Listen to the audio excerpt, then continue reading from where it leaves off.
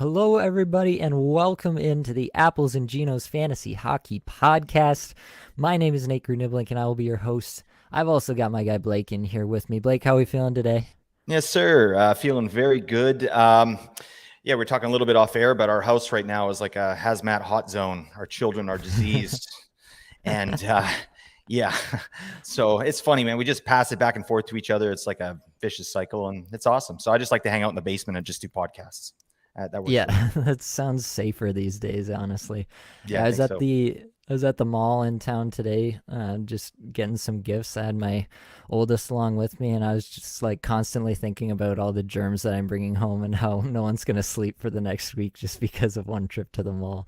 Yeah, straight It up, man. seems like we're into that season in this time. But by now, I think all our listeners know the drill, what we're up to tonight. We're here to look at some players who've been performing well and some who've been performing poorly, try to make sense of that performance thus far. Today, we're also going to try something a little new. I'm going to throw a little two truths and a lie at Blake here. This is the Time on Ice edition. So I'm going to come up with two truths and a lie, and Blake's got to figure out which one is the lie, and then obviously we'll talk a little bit about what it means for fantasy. So here are the three things. Tell me which one you think the lie is. Number one, Arturi Lehkonen is averaging more ice time than Austin Matthews. Number two, Cam Fowler is averaging more ice time than Roman Josi. And number three, Kevin Fiala is averaging more ice time than Brock Besser. Which one do you think is the lie? Okay, isn't this provocative? This is something. By the way, everyone, we got a lot of money riding on this. All right. So if I get this right, big payday from me. All right, Nate, that's a verbal contract right there. Okay, let's see. So I feel like I have Lehkonen and Matthews on a lot of teams together, and I think that is probably true. He's been getting a lot of deployment there. Matthews has had a couple games where he's playing, 16 minutes, 17 minutes or something. So it should be close, but I'm taking Lehkonen there. So I think that's true. Cam Fowler averaging more ice time than Roman Josi. And Kevin Fiala averaging more ice time than Brock Besser. I say the Kevin Fiala one is probably true. Besser's been getting minimized in Vancouver there. He's had a couple games where he's playing like 11 minutes, 12 minutes. Fiala's up around 16. And then, so I think number two is the false one. Cam Fowler, he's getting more than Roman Josi. Royo, that's my guess. You know what's hilarious is I just realized that I made these all true. Why are you doing? What is this, a mind game? Yes, this is exactly a mind game. Kind it was just stacked against you. That's right. Yeah. You said hilarious. The verbal contract, and I realized as you were saying it that I made them all true. I flipped the last one. And, there you go. I flipped it the wrong way. So, yeah, all three of these are actually true. This is actually three truths. It's a new game that I'm pioneering here on the show. That's just good podcasting right there, and it is actually. We enjoy that. I sounded so convincing, though. I don't know. You did. If you didn't say it, they would have believed, I think. Yeah. For what it's worth, the Cam Fowler and Roman Josi one was the closest one. So Cam Fowler's at 25:01 and Roman Josi's at 24:56. So they're 5 seconds average time on ice apart. So you did nail the one that's closest. The Kevin Fiala one I thought is kind of interesting between him and Brock Besser. Like you kind of view them, I feel like, as similar deployment forwards, or have in the past at least. And now we've got rumors about Brock Besser being on his way out of town, that he's given permission to seek a trade elsewhere, and his time on ice has really gone down. He's been playing on the third line, booted off the top power play in favor of Andrei Kuzmenko. He's down at 15 minutes, 45 seconds average time on ice for the season now. So I'm holding Besser in one place, and I'm really not sure what to do about it, to be honest. He's back down on the third line again. He has bounced around a little bit in that lineup. But yeah, you're the Vancouver guy. Tell me, what should I do with Brock Besser? Is this going to resolve quickly? Should I let him go, or what are we doing? Yeah, as always, it just depends who you're going to pick up, right? I mean, the thing with Besser right now is, his deployment is trending down, but he's still scoring. It's weird. Like he's playing less minutes and he's getting more points. So he's not in the plans here. That's what we're seeing, right? And that's the big difference between Kevin Fiala and Brock Besser, right? Kevin Fiala is like a centerpiece on the Kings, right? Whereas Besser's, like you said, they're minimizing him, and I don't know. I would hold him. I have him in one spot. I mean, but I got him very late. Like he was being drafted very late, and yeah, it's weird. I mean, he just had such a promising rookie season, him and Matt Barzal, and you're like, okay, this guy's going to be a perennial 40 goal scorer, and it just never materialized. He got injured. He has some personal issues, and I love the guy though. He's just such a beauty. So I really want him to do well, but his game is very one dimensional. He's the type of player where he needs other players to kind of boost him up too, right? He can't do it himself. So yeah, that's kind of the situation with him. Yeah, I do feel that with Besser a little bit. In the past, when he's had terrific situations, he's produced in them, but it does seem like he is a little bit more dependent on his line mates than like truly elite kind of level players. Like even Pettersson there on the Canucks, you can see him do it without terrific line mates, but Besser seems to be more dependent. I do see I got my guy Toronto Dave in the chat. What's up, TD? Glad to see ya. Hell yeah, Toronto Dave. Good to have you in for our Three Truths segment here. The other what a segment. What a segment. Yeah. The other two here, Cam Fowler and Roman Josi. This is just to underscore basically how valuable Cam Fowler is and the fact that he's still, I think, like 23% rostered in Yahoo. He's still widely available. So definitely Cam Fowler's very much worth going out to acquire. And Arturi Lehkonen is, say what you want about him. And I'm not too convinced that he, maintains this. Nichushkin's coming back soon. Landeskog was skating, I heard. So all those guys coming back could bump Lehkonen down. We'll see if he still maintains a spot on that top power play after all said and done. But to this point anyway, averaging almost 21 minutes a night. So anybody averaging 21 minutes a night in Colorado is definitely going to be worth rostering while that's happening. I think he's injured right now, isn't he? Oh, Three Tooth is an elite Seggy. Three Truths, elite segment. We'll have to bring it back. We can't lie. We can't lie on this podcast, all right? That's right. All right, well, we better put that one to bed now. We better get into the meat of the episode here. We're going to get into performing well. So the first player up, we got to talk about Dylan Cozens. This is a guy I was on last week. Anyone who's a subscriber to Patreon knows that he was my number one streamer for last week. That was a good call, it turned out. He's got 5 goals and 7 points in his last 5 games now. What do you think about Cozens at this point? Like, now that he's had the week that he's had, and they're playing again tonight, actually. We should look up while we're sitting here, and we should look up what he's been able to put up tonight.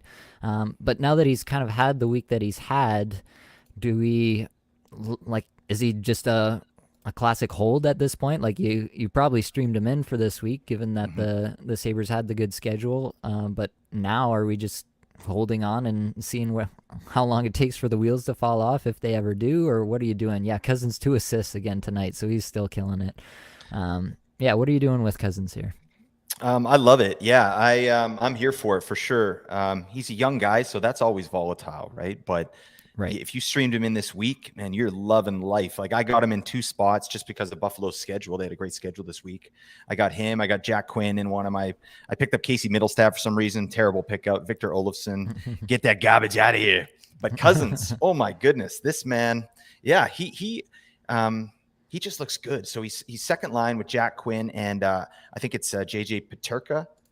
Yep. And but he's first power play, and Buffalo's power play is killing it right now.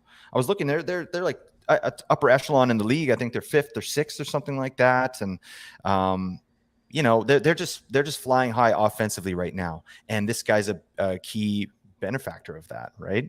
So yeah, another 2 assists tonight. I mean, this is crazy. He's up to 23 points in 25 games, 75-point pace over the season. He's not a big shooter, so he's averaging like 2.7 shots a game, and his shooting percentage is pretty reasonable, though. It's only like 13.4. That's sustainable to me. So I don't know. He's a young guy, and I'm always a little bit wary of younger players, like they're streaky, right? But 23 points in 25 games for this guy.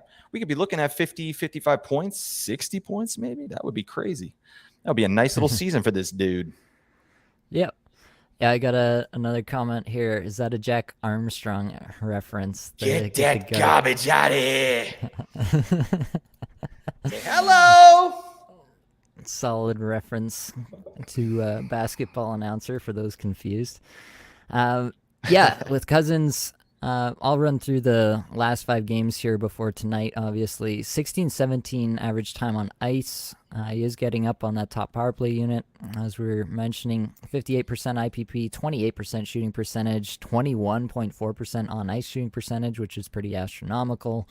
But yeah, 24th in shots per 60. And then on the on ice side, 41st in scoring chances for per 60. Those are both strong numbers. I see tonight he's got another 6 shots through, what are we through, 2 periods here. So yeah, Cozens is definitely hot right now. No doubt about it. I'm holding him where I picked him up. I don't think you can drop him at this point with how hot he's been. And yeah, honestly, like the underlying stats are good here as well. But I will say that I'm not married to my Cozens here. I don't suggest getting married to your Cozens. So the reason You shouldn't do that. I agree with you on that. That's good. Apples and Ginos is a don't marry your Cozens podcast. Yeah, okay. But the reason here is that time on ice being still just above 16 minutes. That's still not terrific, and that really caps the upside for me. Even if he's on that top power play, there's only so much you can expect from a top power play. So I think like what he's shown in this little stretch here is that he has, maybe 60, 65 point upside as a point pace for the rest of the season if he really kind of hits on the high end of things here. But I really think once it all kind of settles out that you're not looking at a guy who's going to continue like a point per game pace here. I do think that Jack Quinn is a legitimate player in the league, and he's really come on of late. His individual scoring chances for is borderline elite at this point, obviously in lower minutes than some of the other top names in the league. But yeah, I think that Cozens has some guys to work with at even strength, but the real crux of his production is coming on that top power play unit. And so he's going to be a little bit more volatile in that sense. Like I do think there's going to be, a week or 2 weeks coming, whether it be, in a month or it be in 3 months, wherever it is, that Cozens is going to throw up a whole bunch of zeros again. And you're going to be wondering, do I stream him out at this point? And the answer is probably going to be yes, I think. Mm-hmm. So I think that Cozens is probably going to be a guy who's going to be right around that bottom of your roster. While he's hot like this, you're definitely going to ride with it, but I don't expect that over the course of an entire season, he's going to be a season-long hold. So I will say that, hold him for now, but just be cognizant and watch for when this starts to tail off, because it probably will tail off at some point. Yeah, that's a really good point. And the listeners should definitely remember that, because what I find what happens in fantasy hockey is you get a player like this that goes on a heater, you pick him up for a week and he dominates. Then it's like you're married to him, married to your Cozens for like the next 2 months, waiting for it to happen again, right? Mm-hmm. So I think what you're saying is absolutely true. Be prepared to drop this guy. This guy is not going to be a league winner. Okay, so it's just something to know, right? Obviously, you hold for now while he's playing like this, but like Nate said, he's a young guy, volatile. He's going to throw up some zeros at some point. I'm glad the numbers are kind of backing him up at this point. So yeah, you got to hold, but don't hesitate. Be ruthless. If you need to drop this guy, drop him for somebody better. Yep. Let's move on. Blake Wheeler, we have to talk about. 3 goals, 9 points in his last 5 games. Man is absolutely crushing it. Everybody left him for dead, it felt like. Now he's back on the top line with Scheifele and Cole Perfetti, of all people, and he's been crushing it. So, Blake Wheeler, are we all the way back in? Are we back to, point per game Blake Wheeler, or what's going on over in Winnipeg? You know damn well I'm riding with my man Blake, all right? Be like, hey, Blake. Yeah, my guy, Blake Wheeler, all right? The interesting thing with Blake Wheeler, he was a really heavy pickup of mine like 7 years ago. I would always target Blake Wheeler because they put him out in every situation, right? He's top power play. He's playing shorthanded. He was getting shorthanded points too at a pretty reasonable level back in the day. So I'm very happy that he's having a bit of resurgence, but the truth is it's not even really a resurgence. Like if you look at his points per game over the last few seasons, this guy is consistent. He was being dogged this year, like underrated to an insane degree, right? Like this guy it's weird to call Blake Wheeler a sleeper, but he was a sleeper this year. Like since really? 2015, this guy has averaged 0.9 points per game. So because he had 2 sort of injury riddled seasons, he still was at 0.92 points for those seasons. So, and he's right up there again this year. He's at a 78-point pace this year if he stays healthy. I think he can get 65, 70 points. He's a playmaker, so he's not going to get a bunch of goals. He might get you 20 goals. That might not happen. His shooting percentage is up right now, so I think the goals are going to drop. But I think 65, 70 points is pretty reasonable for Wheeler. His ice time is down. His shots are down. So, I mean, if any year a little regression is going to happen, it'll probably be this year, but it hasn't happened yet. And he's playing with my man, Mom Spaghetti. I love it. Yeah, I'm kind of right in line with you there on Wheeler. So the last 5 games, obviously the luck metrics, IPP, shooting percentage, on ice shooting percentage, they're all pretty high. They're gonna be when you're scoring 9 points in 5 games. He's not a guy who shoots a ton, so he comes in 152nd in shots per 60, 112th in scoring chances for per 60. The on-ice numbers, though, look pretty solid for him, and that's really what he's more been in his career. He's never really been a high-end goal scorer. He's always been more of a distributor, and 42nd in Corsi 4 per 60, 35th in scoring chances 4 per 60 over these last 5 games. Those are good numbers. They're not like elite numbers. They definitely don't support, 9 points in 5 games kind of point production moving forward. But overall, yeah, I'm kind of there with Wheeler. I think there are some signs in his individual stats that he as a player is slowing down. But his on-ice numbers are actually improved this year. Yeah, weirdly. Yeah. So all that kind of washes out to him being roughly the same player as we've seen before for me. Yep. So yeah, I might even say 70 to 75 points is a reasonable expectation for Wheeler. He is one of these guys who goes super hot and super cold. We've seen that in the past from Wheeler. So there may be some stretches where you're thinking about dropping him, and you may have to even at some points because he goes so cold for so long before he gets so hot again. So we'll deal with that when it comes to it. But for right now, like, stay in the flames. Wheeler's hot, and I'm ready to ride with him. You got to ride with the wheel, man. Yeah, he's a legend. He's doing well. Johnny Gaudreau, number 3 here. 2 goals, 10 points in his last 5 games. This guy's the same amount of points in his last 5 games as Jason Robertson. We're all goo goo gaga for Jason Robertson, but what about some love for my guy Johnny Hockey? Is it just because he's a short king? Like, what's going on here? Why is nobody talking about Johnny Gaudreau? I like to call him John Gaudreau. All right, it's like one of my Put biggest some pet respect peeves. on his Yeah, name. put some respect. That's John. That's Mr. Gaudreau. All right. No, it's actually for a worse reason than that. I remember the Flames were playing the Canucks in the playoffs a few years ago, probably the last time the Canucks made the playoffs. And yeah, Jim Houston just kept saying, Johnny Gaudreau, Johnny Gaudreau, Johnny Gaudreau. Everybody else is by their last name. Johnny Gaudreau is Johnny Gaudreau every single time. Yeah. People just like to say it. So I call him John Gaudreau. All right.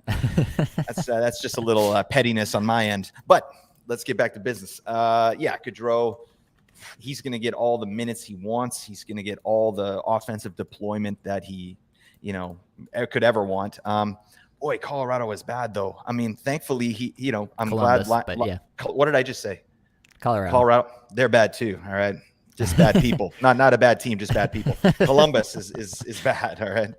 But I'm glad Laine is back. That's obviously like if Gaudreau was doing this part of this while Laine was out, right? And thankfully Boone Jenner has been there to give him a little bit of support, right?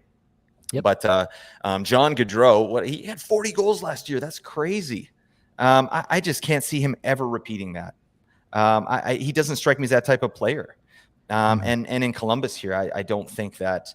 I think obviously Laine is going to be the trigger man there, but 10 points in 5 games. I love to see it. He's really the only one going on that team right now. They're so injured. Everybody is injured on that team. So I don't know if you got him, you're happy, but I wouldn't expect what happens, what happened last year to happen again this year. I don't even know if I'd expect like a 90-point season. I don't know. I'm not high on Gaudreau this year. Yeah, I think that's fair. I do think that Gaudreau has shown that he can sustain at least, some portion of that elite production he showed last year. Like last year, no doubt about it, the context was elite, right? That line with Lindholm and Tkachuk just clicked. It clicked all year. There was like no hiccups all year. It was perfect. It was like, his on-ice numbers were like McDavid, Draisaitl level on-ice numbers. So catching that kind of lightning in a bottle again was never going to happen. I didn't project it that way. I don't think many people did. But over in Columbus, now he's up a minute and 10 per game on the season. Yeah. The IPP is higher, but the IPP is probably going to be higher for Johnny Gaudreau in Columbus than it was in Calgary, where he's literally the only source of offense, basically. And honestly, I've been pleasantly surprised by his shot rates and his individual scoring chance for rates. Over this last little stretch, they haven't been super impressive. 57th in shots per 60, 81st in individual scoring chances for per 60. But he's dragging the whole team on his back in terms of the on-ice numbers. 38th in Corsi for per 60 and 73rd in scoring chances for per 60. Like, this is a bad team. And he's posting what's basically like the second best on-ice numbers of his career, which is just nuts. So I'm actually pretty impressed with what Gaudreau's put on tape so far this year, or on the stat sheet as it is for me, more so. But yeah, I think obviously 10 points in 5 games not going to happen again. But moving forward, I'm pretty comfortable with Gaudreau at a 90-point pace, to be honest. Yeah, let's get that up there. We got a comment. Great pals hat. That's you, buddy. No, that's me and Nate. We're pals. All right. You'll be my friend, right, Nate? I'll be your friend. You hesitated. I didn't like that. All right. I'll be your friend as long as I get to keep springing 3 Truth segments on you. Right. Yeah. Okay. Thank you. No problem. Whatever it takes. All right, let's keep rolling. Let's get into the next one. Number 4 is Sean Dursey, who all of a sudden has a goal and 7 points in his last 5 games. I don't know who's expecting that, but guy's still below 20 minutes, 19 and a half minutes average time on ice through those 5 games. What do we make of this? Is this just kind of a flash in the pan with Dursey? We have seen stretches where he's been fantasy relevant before. But yeah, what do you make of this with Dursey? Is there something more here? We know Drew Doughty's, not had a terrific season so far in LA. Is there anything to pick up for fantasy managers with this streak from Dursey? I think it's just a player to watch. And truthfully, I have him on some teams. I liked him early on in the season too. He reminds me of kind of a Tony DeAngelo, kind of that type of player, or Mikhail Sergachev, like back, when he wasn't getting minutes. And they could be sort of a similar situation like Tampa Bay, Hedman and Sergachev, and then Doughty and Dursey, right? Right. He may be a season off from that, but he's getting second power play time. He's getting, his deployment could use a little boost, but he's on a 55-point pace. So I like Dursey a lot. I like I said, I have him on 2 teams. Hits and blocks, you're getting per refs, like you're going to get over 100 on each, looks like, if he plays a full season. So that's excellent. I like the player. He's a player that I'm watching and I think can probably take a big step this season into next season, where I think he'll maybe be more of a feature piece. But I think this year I like him for like 40 points, 45 points maybe. I think that's reasonable. And then if Doughty gets injured, he's rocking. You got to pick him up at that point. Yeah. So I think you're bang on the money there with Dursey. So this recent streak, I think, is just that. It's a streak. Honestly, I was kind of disappointed to see that he was down in shots and individual Corsi for. Yeah. So in this 5 games where he's been so hot, he's down at 184th amongst defensemen in shots per 60, 117th in individual Corsi for per 60. The on-ice context really raising him up here. That's 49th in Corsi for per 60 and 22nd in scoring chances for per 60. So on-ice context does matter a lot. I do weight that more heavily with defensemen as well, because a lot of the time, guys who rack up a bunch of assists, they aren't necessarily big shooters from the point. A lot of teams don't even, they basically tell their defensemen not to shoot from the point. So a lot of players, a lot of defensemen, I will say, I look at the on-ice numbers and give them a little bit more weight than I do with forwards. So those look very good to me. And I've had a soft spot for Dursey, but the fact that he isn't really shooting when that was a little bit more of a profile in his game previously, like last season, like if we go by the season stats, last season, 5.7 shots per 60. This year, through 24 games, 4.1 shots per 60. So that's a pretty significant step back if it plays out over a full season. So that's kind of my disappointment with Dursey, I guess I'll say, to this point. But the on-ice context remains really good. basically exactly in line with where he was last year. So yeah, 40 to 45 points, and then obviously that contingent upside for top power play if Doughty were to go down again, or if he continues to play somewhat poorly and they just want to take some minutes off him and they give top power play to Dursey. I think that's a possibility as well. I don't think Dursey has a ton of upside for even strength time on ice. I've heard a fair bit about his defensive struggles of late, so I don't think he's got necessarily a ton of even strength upside in terms of time on ice. But yeah, all the upside in the world on the offensive side of things. And so 40 to 45 points in his current role with upside for more if he ever got that boost, I think is a reasonable spot to be. Yeah, that's a really good point about his defense, because I remember because I had him on some teams early, like I drafted him, and he played a couple good games offensively, like he was getting points, and then the coach benched him because in one of the games in overtime, I think he just had a bonehead giveaway like right up the middle that led to the game-winning goal. And so, yeah, with Dursey, there's going to be some hiccups for sure. I mean, it wouldn't surprise me if he was a healthy scratch again at some point in the season. You know what I mean? He's playing under 20 minutes. I mean, I don't know what kind of confidence the coach has in him. So yeah, something to think about. That sticks in my mind because I had him. I'm like, why are you because I'm playing fantasy hockey. What are you doing? You're putting my defenseman out of here. You just got me 2 assists and a goal. What are you doing?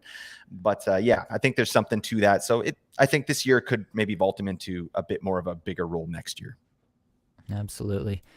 TD says that he'll be your friend too, and we can be pals. Oh. It also says we keep up bringing up names from way back when he kept up with hockey a little bit more. He's getting nostalgic about it. It's never too late, Toronto Dave. All right. Yeah. You just get back into it, buddy. All right. Come on. You got to get back into it. All right, let's keep rolling. Matty Beniers is number 5 here. 4 goals, 7 points in his last 5 games. Obviously, the rookie sensation out of Seattle. Are we all aboard the Beniers train at this point, or do you have some concerns under the hood here? You kind of have to be, but yeah, I do have concerns under the hood for sure. When he's on a heater like this, you got to get him. I picked him up in one league because he was available. It's so weird. I've seen some Seattle games too. Like he's a very talented player, but he can be invisible for large portions of the game until he isn't. Until he gets a goal or 2 goals now, and then this is propped up by. I mean, in that big game, that 9-8 game, he only had 2 goals only. But you know what I mean? I feel like this is a prime example of get him while he's hot. And this is kind of similar to Dylan Cozens, right? Forget about the name, like Matty Beniers, he may win the Calder Trophy or he'll be, nominated for it possibly, but it doesn't mean you have to hold him at all costs. Right.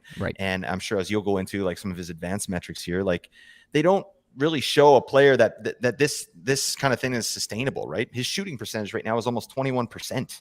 That's ludicrous, and he doesn't shoot a lot. He shoots 2 shots a game. So you shoot 2 shots a game and your shooting percentage goes down to 10%. I mean, we're looking at a major negative regression there, right? So just something to think of. You don't have to hold this player at all costs, but he should definitely be rostered right now. You can't not give it to Matty B. Yeah. So, yeah, again, I'm pretty in line with what you're saying here. Over these last 5 games, 16-12 average time on ice, which, again, kind of in line with Cozens, which is what we're saying. Seattle runs this kind of split power play, so it never ends up being even when they get most of the ice time, it's 55% of the ice time. So it's not like power play 1 is ever something to write home about, really, in Seattle. So there's that. He is definitely in the top 6 in terms of deployment or time on ice. So that's working for him. Last we saw him on a line with Jordan Eberle and Jared McCann in that top 6. That's a fine enough spot to be. It's not ideal. My preferred wingers would be Schwartz and Burakovsky there. I prefer those 2 players, but it's a fine place to be. In terms of his individual stats, over these last 5 games, 47th in shots per 60, 86th in individual scoring chances 4 per 60, but the on-ice numbers are pretty atrocious. 228th in Corsi 4 per 60, 175th in scoring chances 4 per 60, and that's on a Seattle team that's actually done a fair bit of scoring of late. So that's a little bit concerning to me. Yeah, and you mentioned the shooting percentage, 21% on the season through 24 games. when I see a player who's got shots per 60 on the season, he's at 7.0 shots per 60, and he's at 6.0 individual scoring chances for per 60. When I see someone whose shots are higher than their individual scoring chances for between those two rates, then I tend to think that a high shooting percentage is not super sustainable. When you look at some of the players who sustain high shooting percentages over the course of a full season, then they typically end up with a higher individual scoring chances for rate than their shots rate. So just something to look out for if you're wondering to yourself. We don't have a big sample size on Beniers, obviously, so we don't have prior years to go back and look at and be like, okay, does this guy typically shoot a super high shooting percentage? He played 10 games last year and had a 17% shooting percentage. Like, what do you make of that?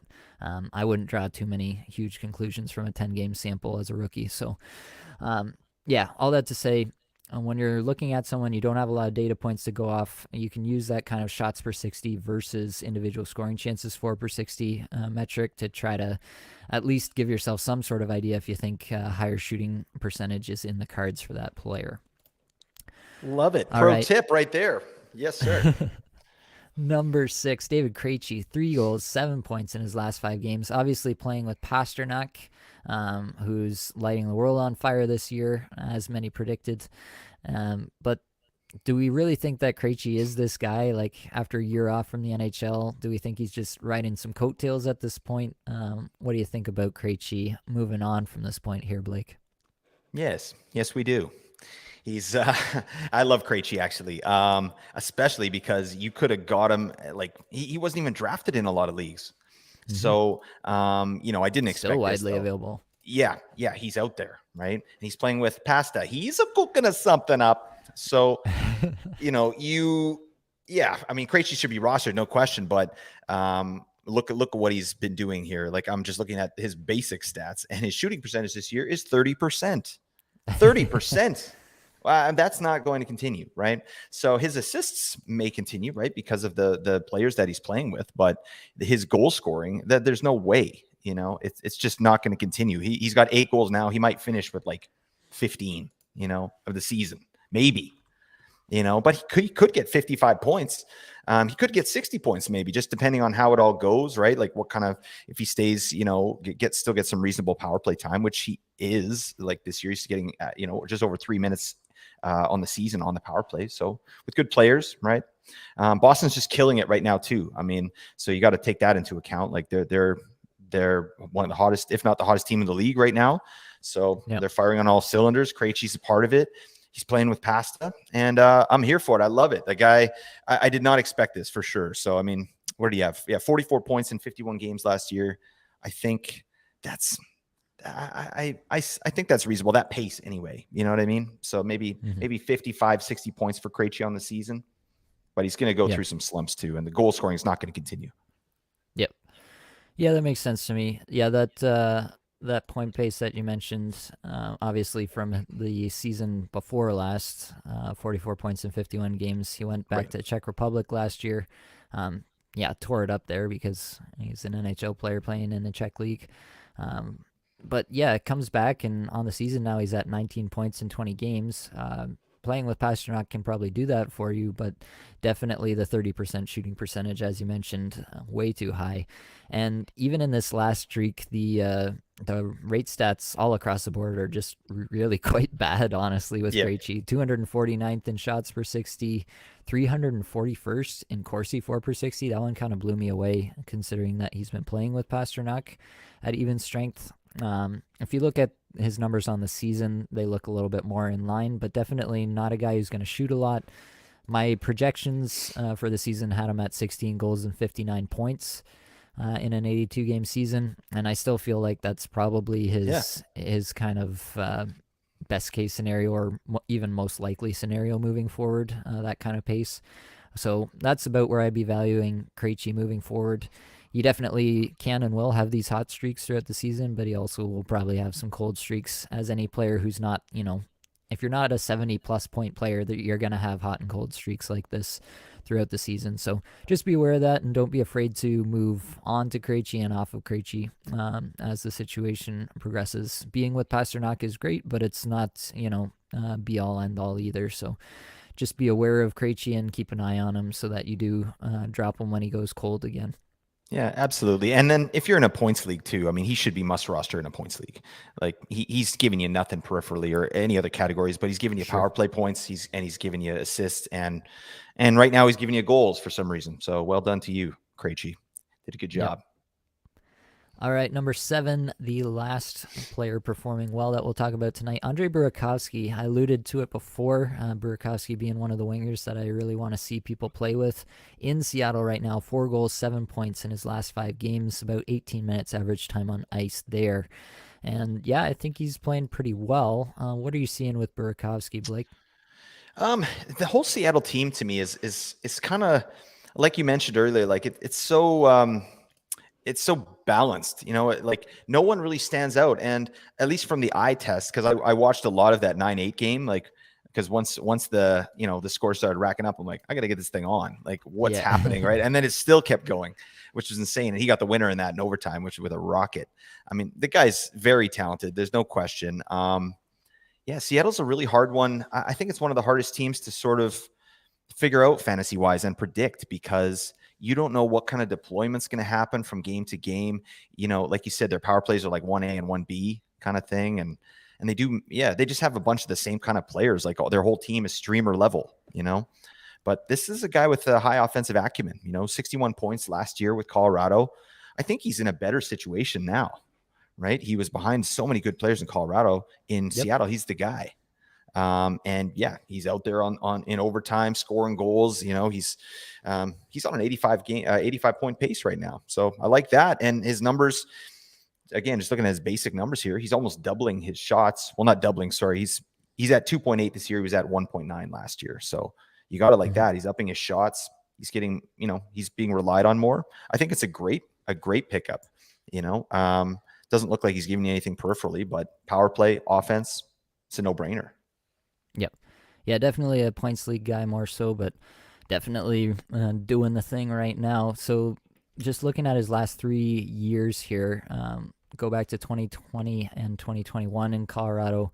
The COVID shortened season, he averaged 15.05 there. Then he got bumped up to 16.15 last year in Colorado.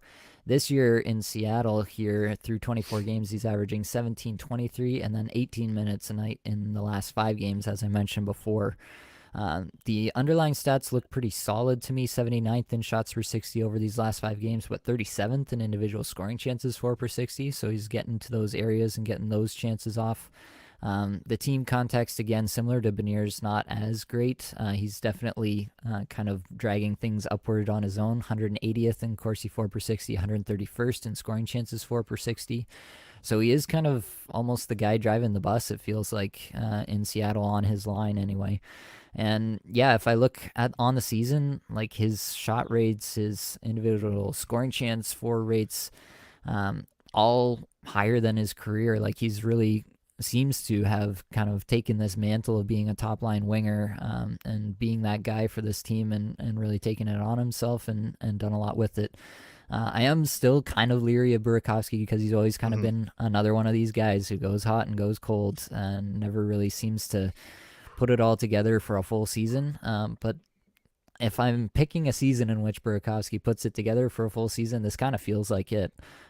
Again, I think the upside is capped because of the Seattle power play situation. You're not going to get a situation where he runs into 4 minutes of power play time on ice per game and just absolutely goes off for like 30 power play points or something like that in a season. But yeah, overall, I think that you're looking at a guy who I think I probably projected him for something like 50 points on the season, and now I'm thinking more like 65, even 70 is well within reach for Burakovsky. So yeah, in points leagues for sure, he's a definite pick up and hold. I think he's pretty well rostered across leagues at this point.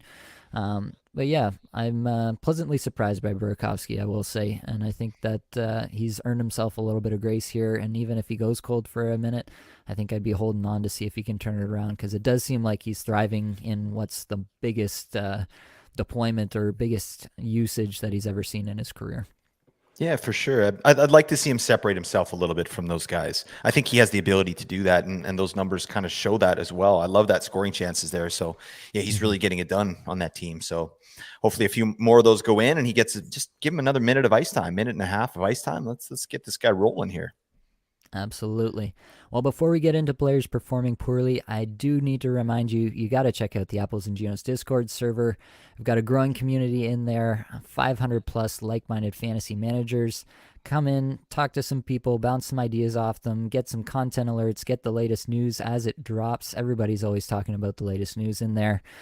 Also, if you're looking for help with your team, help with, those crucial waiver wire pickups, you're not sure what to do to maximize your team for the upcoming week, you can check out the Patreon. $5 a month gets you a weekly article and podcast detailing all of the best pickups for the upcoming week.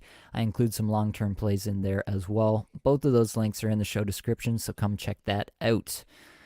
Let's roll. Let's get into performing poorly. Unfortunately, we're still talking about Victor Hedman in this segment. I feel like we have to until things start to turn around. Like, we got to keep answering these questions. I have to hear about it through Twitter and Discord Yeah. questions every single day, it feels like, at this point. Still 0 points in his last 5 games. Crucially, though, he did get back on the top power play on Saturday against the Leafs.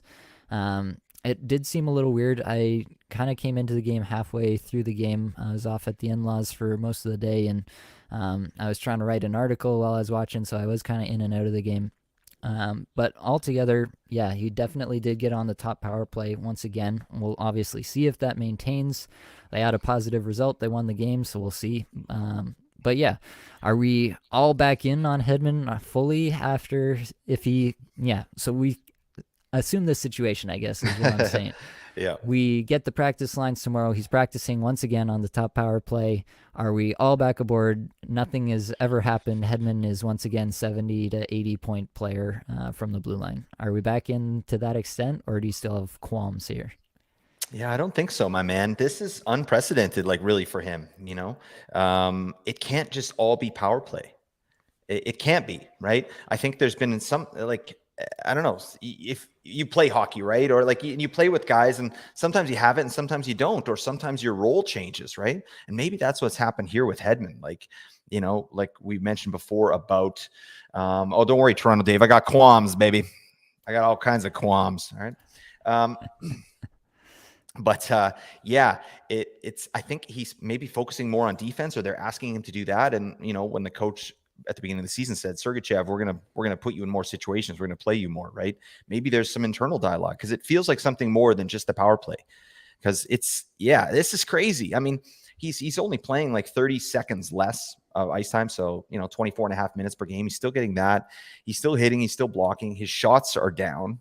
He's only shooting 2 shots a game, whereas last season, this big season, he had 2.7 per game, right? His shooting percentage is in the toilet because I don't know, he's just not getting very many good chances. But yeah, I don't know, something stinks. He's 85 points last year.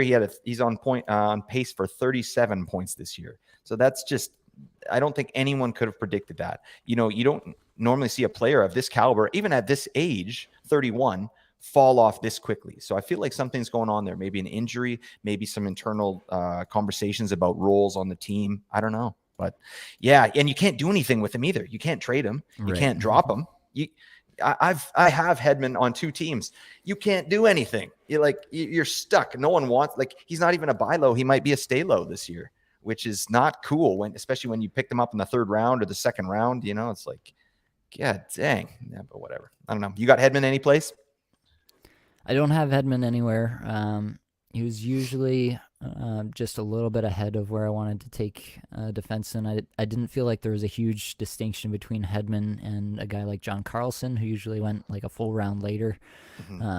So I didn't end up with Hedman anywhere. I kind of had it Yossi and Makar as their own top tier, and then Hedman a little bit more back towards the other tier. A lot of that last season actually was power play production. I could pull it up here to figure out exactly how many points he had, but when I was, going through my own projections, Yeah, he had 38 power play points last year, which drove a huge number. It's massive. The 4 seasons before that, he had 26, 25, 22, and 24, and then all the way up to 38 last year. So that did seem like a bit of an anomaly to me.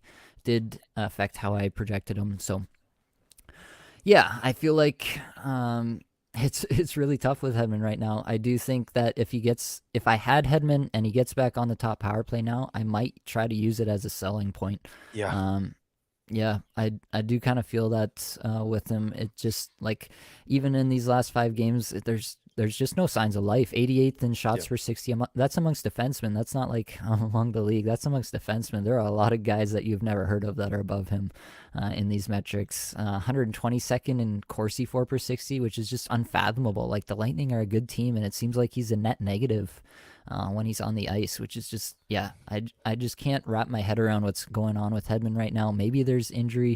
It seems like he's still hitting, which is one thing I usually look at when I suspect an injury might be at play. Is if a guy's still hitting, then you kind of figure, okay, he's still throwing his body around, probably not hurting too much. Yeah, I really don't know what to make about Hedman long term. I do think if he gets on this power play and you still have him, you might want to at least explore the option of using it as a sell high, or sell as high as you can, kind of. Yeah. Well, If what would you accept for Hedman? Like that's kind of an interesting. Like that if is, he plays, he's power play one again. He puts a little streak together. In his next 5 games, he gets 5 points. Could you get off him? Who could you get for him? yeah, then you'd really have to look at it. I'm trying to think Yeah, me who too. might be in that tier. If you could get Carlson for him, I'd probably do Yeah. that. Yeah, I definitely. don't know if you get that. Maybe even someone like a Dougie Hamilton, with New Jersey looking the way they're looking. We're going to talk about Hamilton in a second here because he hasn't been too hot of late Hmm. himself. But yeah, I So don't cool. know What who you about can get as a Heiskanen? one for Yeah, one. like Um, I think I told you last podcast I had on my team that I care about the most. I had Hedman, McAvoy, Heiskanen, and Dougie Hamilton. Those are my D. It's a mhm. 10-team league, so yeah, we got lots of options there, right? But I had to drop Heiskanen because I can't drop Hedman, can I? And then Heiskanen's, he's losing his mind, of course, with Dallas going crazy. It's like, yeah, this guy he's just pissing me off. But Yeah. yeah, I don't know. Would you do Heiskanen for Hedman straight up if he puts up some points on power play one? I feel like I probably would take Heiskanen at this point with the way that Dallas looks. Yeah, I don't think that's crazy. Yeah, there's probably more defensemen just that I'm not bringing to Yep. mind that I do one for one. But yeah, hopefully that's Sean Dersey helpful. for Hedman right there. Would No, you I'm do not it? taking No, you're not Dersey. taking Dersey. Okay. not that Keep him on the not that Dersey far shore. down All yet. right, that's fine. Yeah. Yeah, if there are people out there with Hedman questions, jump in the Discord and throw them at us. Throw out your trade scenarios, and I'll give you my best Yeah, on give us some those. But trades. yeah, we love talking trades in the Discord, so jump in there and vent with us about Hedman as well. All right, let's keep it rolling. Let's talk about Dougie Hamilton here since we mentioned him just now. 1 assist his last 5 games, 20 minutes, 51 seconds, average time on ice. This is not what I thought Dougie Hamilton was going to be, especially with New Jersey being hot. What do you think about Hamilton? Do you think this is just a blip? New Jersey is for real or not for real? What are we thinking about this situation? Yeah, absolutely. I'm not worried at all because I do have Dougie Hamilton in a couple leagues as well, and he's getting a ton of shots. He's still shooting the lights out. In fact, he's shooting more than he shot last year. So and we know just from even talking on this podcast that New Jersey is. I mean, we're quarter way into the season. Looks pretty legit to me. They're leading in all the team metrics. Like their individual players are leading in metrics. And yeah, I have no concerns really about Dougie Hamilton. Yeah, 0 points in his last 3 games, or is it even worse than that? What is it? Yeah, one One one assist assist in his his last last 5 games. five. Yeah. I mean, it's gonna come, because before those last 5 games, yeah, he had. I mean, what was he cooking at there? It was nothing amazing, but you know, he'll be fine. I think what did you draft Dougie Hamilton for? He's going to have a much better season than he had last season. That's for sure. I still think like he's on a 52-point pace right now. I think 60 points is reasonable with like excellent goals. He might get 15 goals for a defenseman. And I love that. So yeah, I'm Dougie Hamilton is a buy low. If people are even selling, like I don't know, I'm not selling Dougie Hamilton no matter what people are offering me, unless they offer Hedman straight up, and then I'm going for it. Okay, but other than that, Dougie Hamilton, I'm into it. Yeah. Yeah, I'm there with you. It is worth noting that over this last little bit, he has kind of fallen off. So he's 31st amongst defensemen in shots per 60, 22nd in individual Corsi 4 per 60 over these last 5 games. Normally, he's like top 3 in both those metrics. If you take out any like 5 game stretch, he's right up there. 55th in Corsi 4 per 60 and 40th in scoring chances 4 per 60. Again, not amazing given the team context and how well the Devils have been playing. Right. But overall, like if I look at the 25 games he's played on the season, like this is the best on ice numbers he's seen in his career, and he played on some pretty good Calgary and Carolina teams and some pretty huge years for those teams. So Yeah, absolutely. the on ice context really seems to be the best of his career. The IPP is low again. This is kind of a weird thing. That's kind of the only part that's giving me some pause, I guess, here with Hamilton is that last year with New Jersey, he had a 37.5% IPP. Never been near that low. Like normally like 45 to 55 IPP guy throughout his career. And then last year it was 37.5. I was like, no way that happens again. He's going to be right back up to 45 to 50, somewhere in there.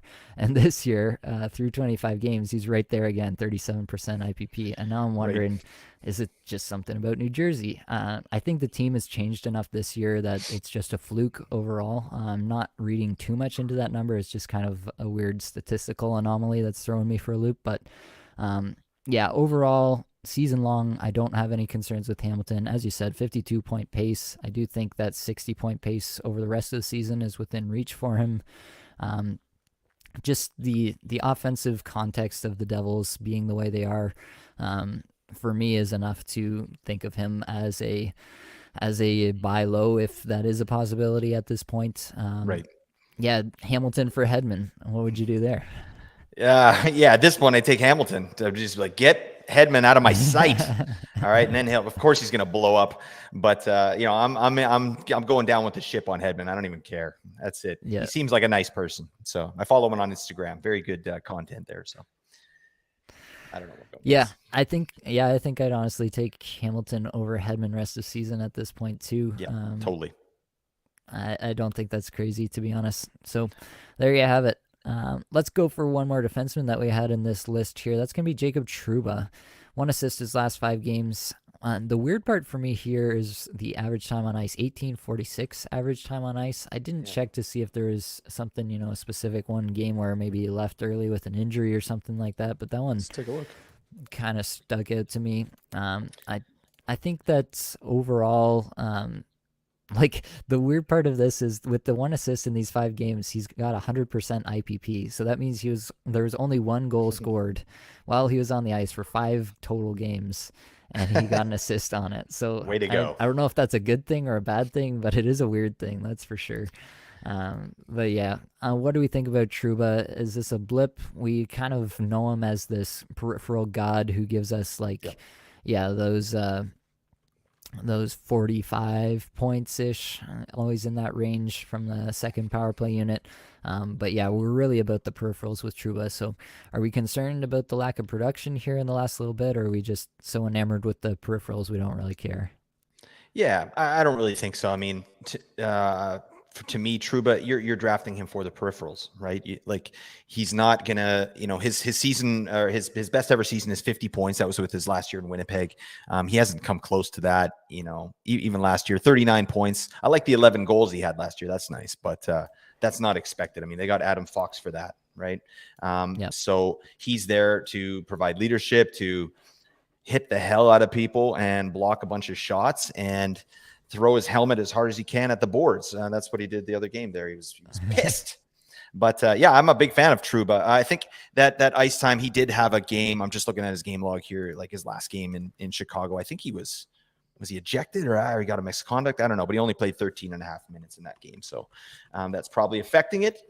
But yeah, I mean, he did have a couple games there under 20 minutes. I don't like to see that for a defenseman. So we'll see. I don't know. I like the spots where I have Trouba. I drafted him for a purpose. So if you drafted Trouba as your number 1 defenseman to get you goals and assists, That was probably a mistake on your part. All right. But I mean, this guy has 88 hits in what, like 22 games or something? Yeah, 26 games, 88 hits. What the hell? This is an angry man. All right. He's got some anger issues, and you know, that's why you drafted him, right? So I'm not too worried at all. Just depends on what you need, right? Yeah. So I did find what happened to Truba. It looks like he got a charging penalty, laid at some guy out, left his feet in a hole. It's a whole thing. There's some very Was it Anthony interesting Siu? Did he nail? Was that when he nailed Anthony Athanasiou, Siu? yeah. Yeah, Anthony Siu. Yeah. Yeah, that was a big Yeah. hit. That was a pretty big hit. Looks like This he guy's just a jumped a little brute, bit at like the end, for but sure. yeah.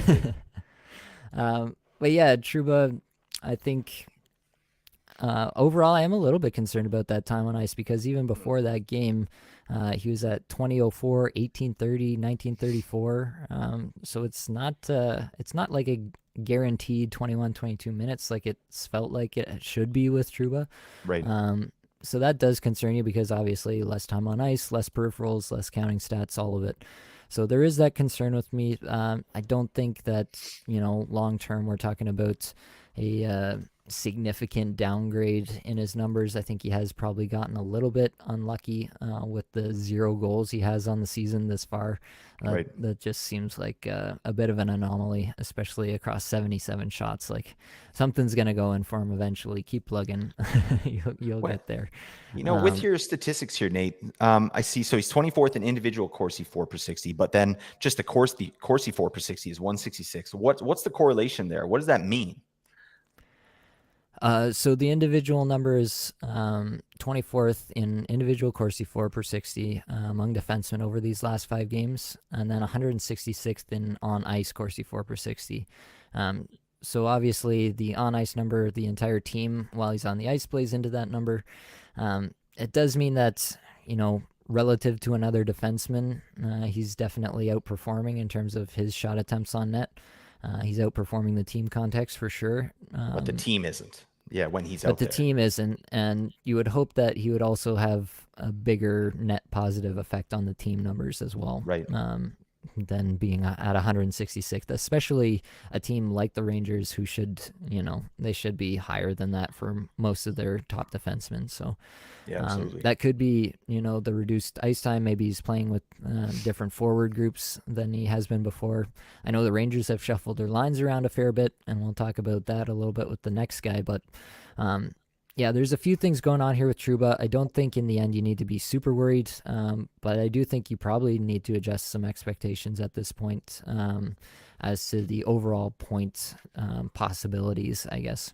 The shots should be there, the hits should be there, the blocks should be there, but if you drafted him as someone who's going to score a whole bunch of goals from defense for you, you might be a little disappointed. So take that into account. If you're in a like a points only league with Trouba, then definitely I'd be a little bit worried about him.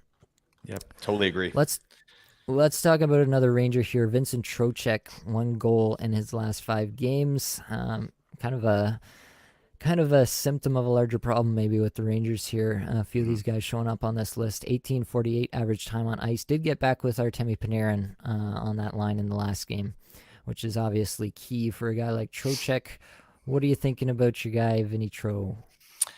Tro for show. I will stand by this guy. I talked him up a lot in the offseason. I like Vinny Trocheck. I've liked him in the past. He reminds me of kind of another guy I would target years ago, like a Blake Wheeler style. He plays the power play. He plays shorthanded. He's looking at 20 minutes of ice time per night. This year it's not getting up to 20, but he has the potential for sure. It's been pretty painful to see the lack of production, because the way the Rangers came out the gate, it looked like this was going to be a slam dunk. Like this guy can get 70, 75 points, plus a ton of peripherals. Plus, if you're in a face-off league, he's going to get you a ton of points there. Trocheck's a really interesting player for me, because I drafted him in probably like 6 teams because he was going so late, and I was just banging that drum, like, get Vinny Trocheck. And in all the different leagues, based on the settings, he's ranked like drastically different, So the one that I care about the most is pretty much a points league. You don't get any hits or blocks, right? And he's only ranked like 148th in that one.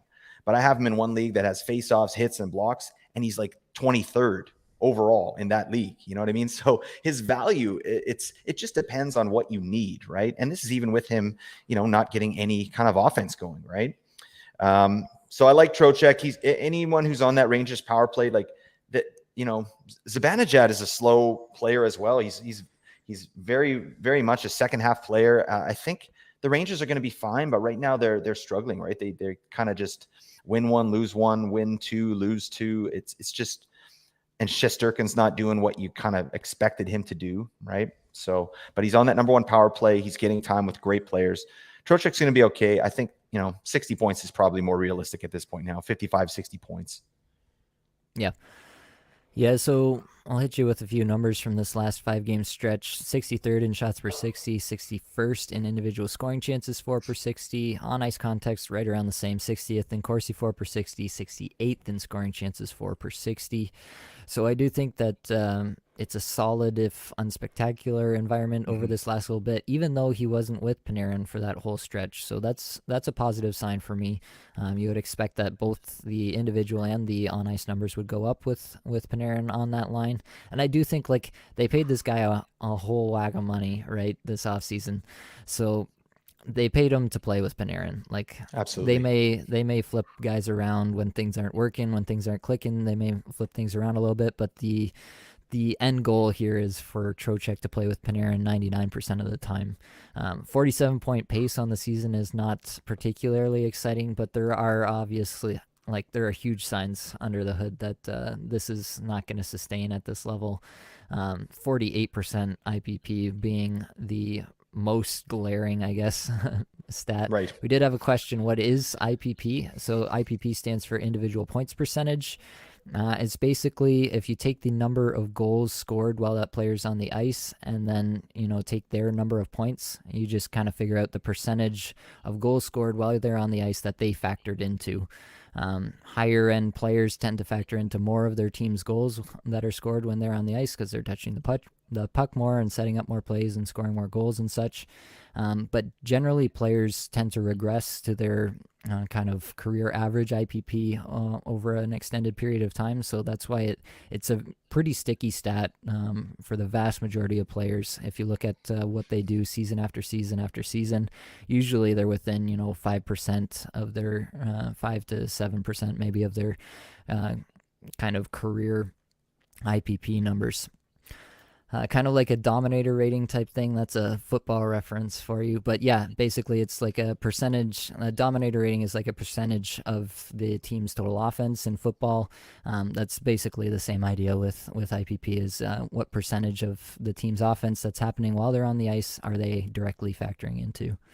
That's basically the same idea there. One more here that I want to talk about before we get out of here, and that's going to be Cole Sillinger. And this is kind of just exclusively because I was big into Sillinger. I talked a lot about him in the offseason.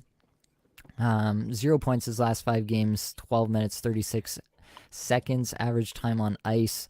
And all the advanced stats just look totally atrocious for Cole Sillinger. 415th in shots per 60, 253rd in individual scoring chances 4 per 60, so he's still doing that a little bit better than his shots, but obviously still not very good at all. And then the on-ice context is just truly brutal. 537th in both Corsi 4 and scoring chances 4 per 60, so basically one of the absolute worst players in the league over this last 5 games in terms of the on-ice numbers. So the reason I was into Sillinger this offseason was because he came in as an 18-year-old rookie, as the youngest player in the league last year, and he put up some very, very solid numbers, especially on the individual side. He had an 8.2 shots per 60, he had a 9.1 individual scoring chances 4 per 60. For a player that young to come in and do that as a rookie, I was pretty impressed. So I thought that, if he takes a step in year 2, then you're talking about a player who suddenly is starting to hit those thresholds, that 10 shots per 60 or that 10 individual scoring chances 4 per 60 that I often talk about. I like to see these players hit, and that starts to portend something for fantasy relevance. So what has happened with Sillinger this year has been basically the exact opposite. He's trended in the wrong direction, basically across the board. Obviously, some things to blame here on the team and the team context. Obviously, things in Columbus haven't gone to plan this year, and he's not obviously really benefiting at all from the Johnny Gaudreau signing. He hasn't played with Gaudreau at all, I don't think, at even strength or on the power play this season. Patrick Laine, even Laine's and Gaudreau have basically been centered by Boone Jenner whenever everybody's been healthy. That's been the line. So Sillinger not really benefiting a whole lot from the kind of elite players that are there in Columbus. Zach Werenski going down to injury obviously didn't help anything either.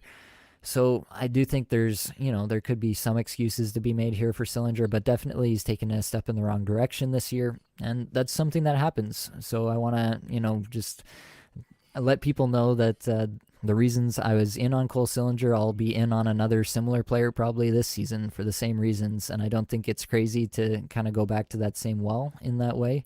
But when you see a player now, we're 23 games into a season, and you see them take that step backwards, then you've got to reevaluate what you think of them long term for yourself.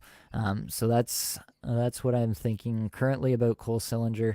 I don't know if you have any thoughts about what you like to see in a rookie, and then what might change your opinion the following season, or what you expect to see. Do you expect, the sophomore slump we've all heard about? Do you expect that to happen the following season? Or are you always just hoping that the arrow only points up?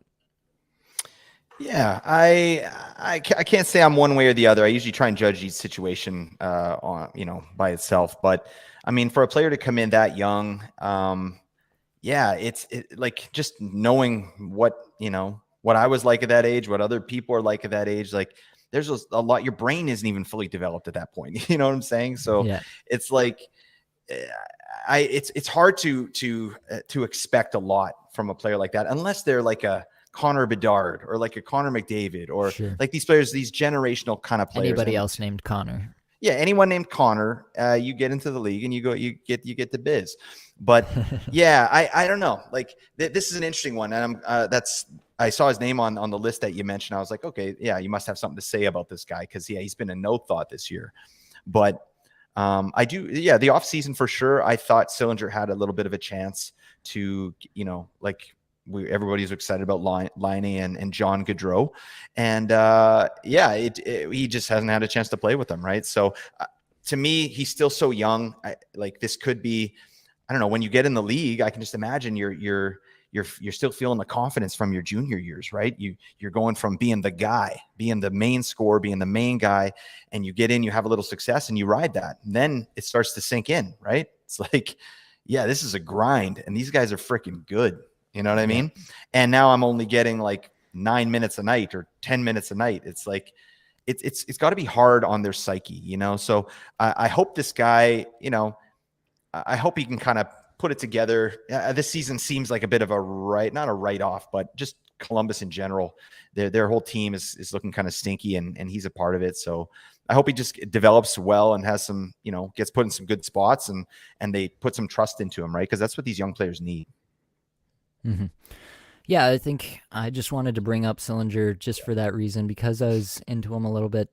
We see with, like we were talking last week about Jason Robertson, right? And how he showed us actually something not all that dissimilar in terms of the underlying stats. He had more points scored. And so obviously you take that into consideration too. I think everybody had way more expectation for Jason Robertson after his rookie season than they did for Sillinger after his rookie season. But in terms of the advanced stats, they weren't all that dissimilar after their rookie season. But Robertson's arrow just points up and up and up after year, after basically after each 20 game section, he seemed to take another step. So that's kind of the difference you start to see. And you start to see, a 23 game sample we have this season with Sillinger now, where he's failed to take that step and he's actually regressed. And yeah, like you say, it's a 19-year-old player. It's by no means a death knell on his career or anything like that.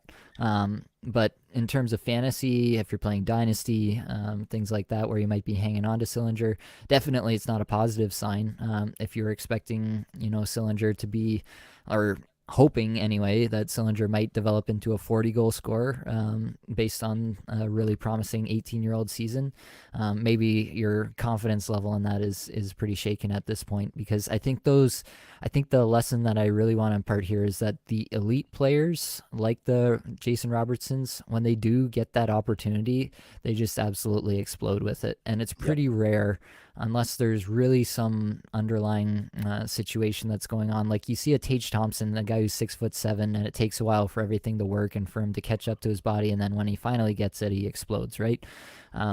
When you have some sort of reason that you can ascribe kind of a later breakout to, then that makes sense. But when it's just a average player, you kind of have to evaluate these stats as they come. And the truly elite players, the big difference makers for fantasy, they seem to kind of only ascend, I would say, from the time they hit the league. So that would be, I guess, my takeaway with Sillinger here, if I can make it into a broader one for the audience. There you go. Dynasty leagues, hold on to Sillinger. All right. He's going to be fine in about 5 years. All right. All right. Well, that's all we got for this episode. Hopefully it brought you some value, helped you get a little bit better at fantasy hockey today. All the advanced stats you heard today came from Natural Stat Trick, free resource. Check that out. Use it, abuse it to beat all of your league mates. Many thanks to the band there for supplying the music for this podcast. Be sure to check out their Spotify, all linked in the show description. And that's going to be it, folks. Much love. Have a great week, everybody. I want to say hi to my kids. They're watching the YouTube video from the bath. So how you doing, kid?